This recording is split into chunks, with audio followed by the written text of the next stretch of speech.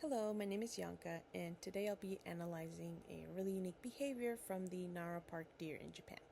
They're bowing for food, and these deer have learned that tourists reward bowing with special biscuits, and I had the privilege of recording this behavior while observing multiple deer, and I will be breaking it down using Tim Bergen's 4 levels of analysis. And in this behavior, you see the deer here approaching this is my significant other, and how he bows. This deer here bows for a treat. And in this next video, it is me interacting with the deer and bowing first politely and then handing them a cracker or a biscuit.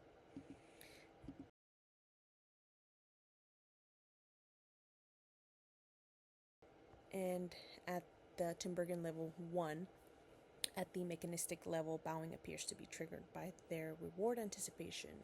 When a person holds food, the deer engage in dopaminergic reward circuits that motivate their bowing movement. Sato in 2012 described this as an operant conditioning pattern in the free-ranging deer. And at Nara, who learned the movement because it consistently produced food, this formed a stimulus response loop. So psychologically, the deer bow when cues of reward activate their motor output related to learned reinforcement.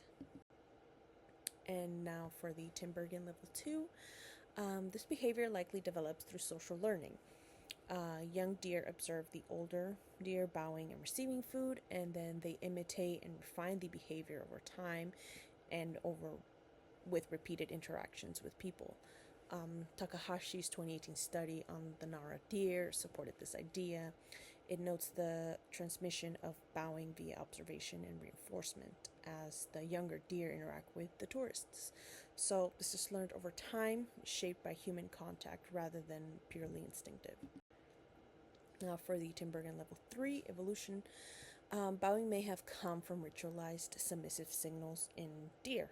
So many deer species perform head dips or lowered postures to reduce conflict and dominance, or like feeding context. Stankiewicz and Blumstein's 2005 research on unregulated risk signaling supported that the deer used postural cues to reduce aggression, and the Nara deer appear to have exaggerated this movement into a communication ritual tailored to people, or tourists in this case. For the Tim Bergen level 4 function, bowing increases their food intake. So the deer that bow receive more crackers and engage more successfully with tourists. So this likely improves energy gain and physical condition at a little to no risk. So Tawaguchi and Takeda in 2020 showed that human provisioning can shape the feeding strategies and behavioral plasticity in the Nara deer, meaning bowing has become adaptive because it enhances their nutritional payoff.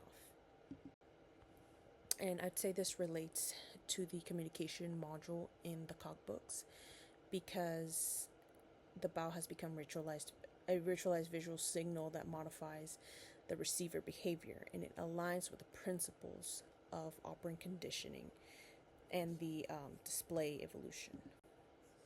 And now these are my citations for this presentation, and this behavior is a fascinating example of conditioned signaling, social transmission, and adaptive response to people.